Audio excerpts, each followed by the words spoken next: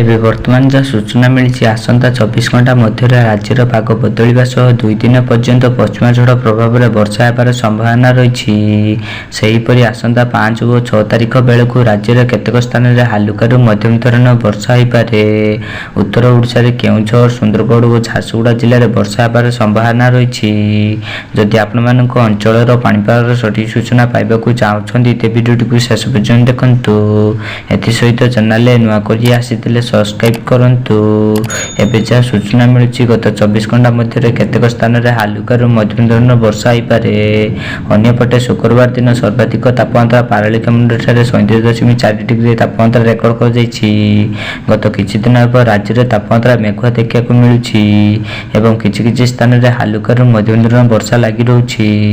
ପଶ୍ଚିମ ଝଡ଼ ପ୍ରଭାବରେ ଆଜିଠାରୁ ରାଜ୍ୟରେ ପାଗ ପରିବର୍ତ୍ତନ ହେବ, ଫଳରେ ଓଡ଼ିଶାର ପାରଦ ତଳମୁହାଁ ହେବାର ସମ୍ଭାବନା ରହୁଛି।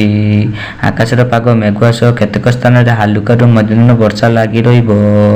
ଉପକୂଳ ଓଡ଼ିଶାରେ ସୀମିତ ଉତ୍ତର ଆଭ୍ୟନ୍ତରୀଣ ଓଡ଼ିଶାରେ ଆକାଶ ମେଘୁଆ ରହିବା ସହ କିଛି କିଛି ସ୍ଥାନରେ ହାଲୁକା ବର୍ଷା ହୋଇପାରେ। ଏବେ ବି ମଧ୍ୟ ବିଭିନ୍ନ ସ୍ଥାନରେ ବର୍ଷା ଲାଗି ରହିଛି। ଆଜିଠାରୁ ରାଜ୍ୟରେ ପଶ୍ଚିମ ଝଡ଼ ସର୍ବାଧିକ ପ୍ରଭାବ ରହିବ। ପାଣିପାଗର ଏମିତି ସଠିକ୍ ସୂଚନା ପାଇବାକୁ ଚାହୁଁଥିଲେ ଆମ ଚ୍ୟାନେଲକୁ ସବସ୍କ୍ରାଇବ୍ କରନ୍ତୁ।